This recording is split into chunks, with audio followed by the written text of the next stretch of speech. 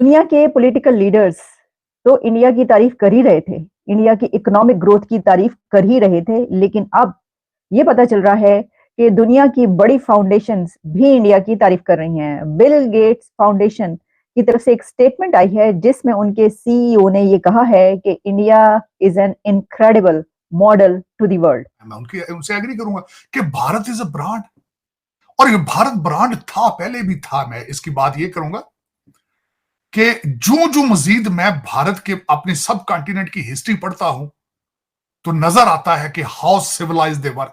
मैं जो टेक्सला यूनिवर्सिटी के अंदर 2000 स्टूडेंट्स थे at the time when Alexander attacked that region. 2000 teachers उस यूनिवर्सिटी में होना आप मामूली समझते हैं चीज उसको।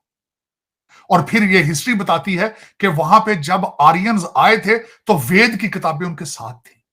150 एडी की बात कर, तो ब्रांड तो था, पहले भी था। अब खैर मैं समझता हूं कि उनको एक चांस मिला है, लेकिन उसका सीक्रेट सिर्फ तालीम है। तालीम के साथ उनकी इस वक्त अगर मुझसे पूछा जाए क्वेश्चन कि भारत की तरक्की का सीक्रेट क्या है, तो सिर्फ वाहिद एक ही सीक्रेट है कि उनकी यूथ जो है इज एजुकेटेड यूथ। वो जहां भी जाती है वो टेक्नोक्रेट बन के जाती है, वो डिग्गियों में नहीं फंस के जाते, वो किश्तियों में डूबते नहीं जाते, और जाते हैं वहां पे और एक हेल्दी डायस्पोरा बनते हैं। और उसके ऊपर that is the fruit India is enjoying today, that is what it is. और उसकी बुनियादें मैं हमेशा जिस इंस्टीट्यूशन का सबसे बड़ा मैं मुरीद हूं, फैन हूं, इंडियन इंस्टीट्यूट ऑफ टेक्नोलॉजी है। एमआईटी में एडमिशन मिलना आसान है, इंडियन इंस्टीट्यूट ऑफ टेक्नोलॉजी में एडमिशन मिलना मुश्किल है। और मैंने वहां के ग्रेजुएट्स की मैं ग्रोथ देखता हूं, यहां वाशिंगटन डीसी में अजय बंगा को देखता हूं। आपको सोचना होगा कि अजय बंगा पाकिस्तान में, दूसरी दुनिया में क्यों नहीं पैदा हो रहा।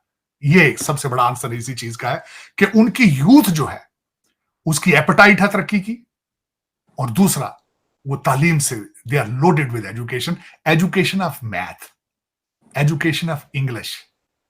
आज आप जिस मुल्क में इस वक्त चीमा साहब बैठे हैं, इंग्लिश में ट्वीट करें तो मेरा ख्याल है 99.9% पाकिस्तानी उसको पढ़ना पसंद ही नहीं करेंगे, वो पता ही नहीं है कि शायद।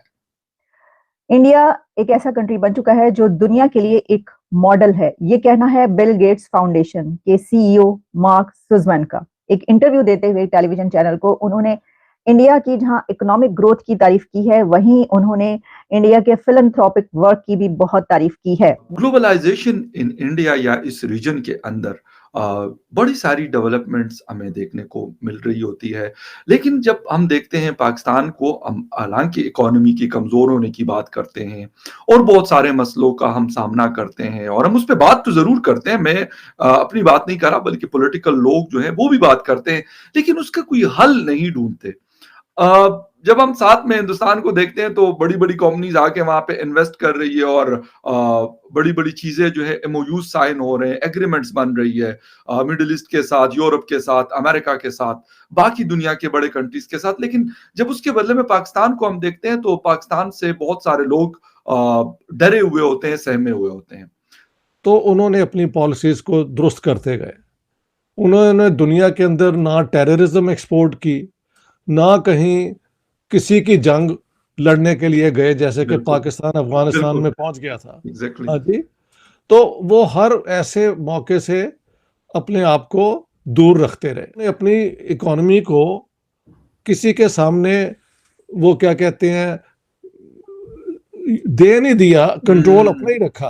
हाँ जी, जबरदस्त।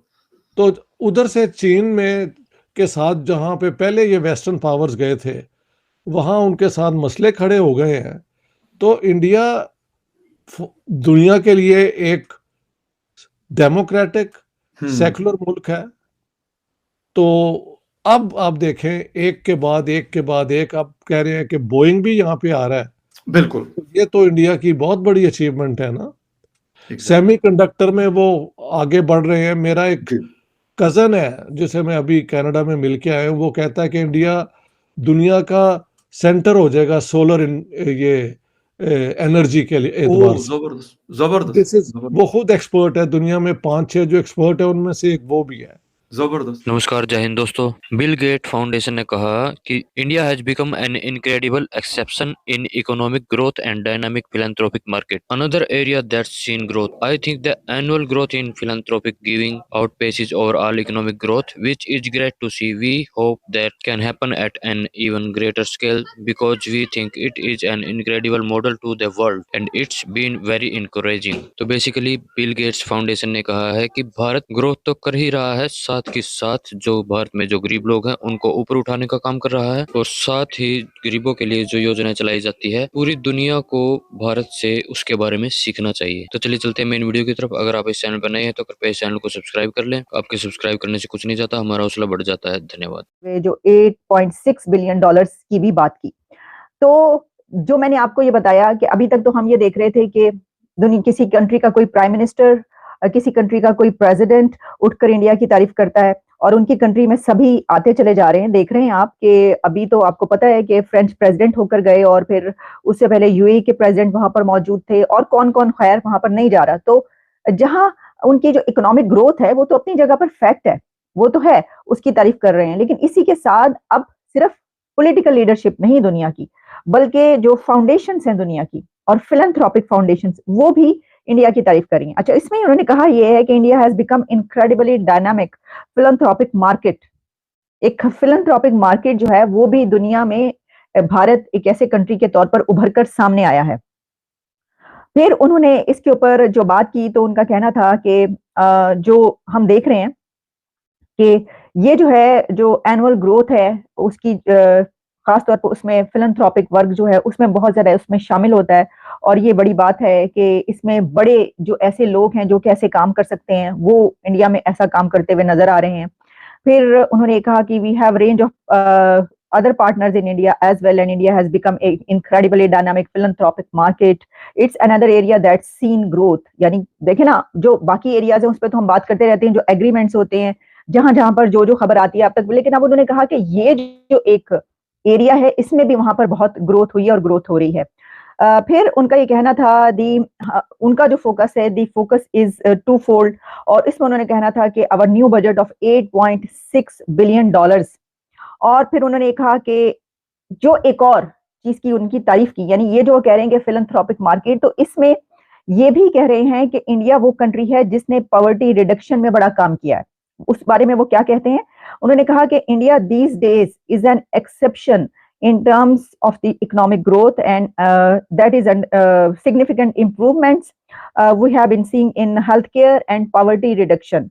In fact, many other parts of the world are getting poorer. यानी जितने भी और कंट्रीज हम देख रहे हैं कि वो गरीब से गरीब तर होते जा रहे हैं, लेकिन जो इंडिया है उसने अपनी पॉवर्टी रिडक्शन की है, अपनी गुर्बत में कमी लाई।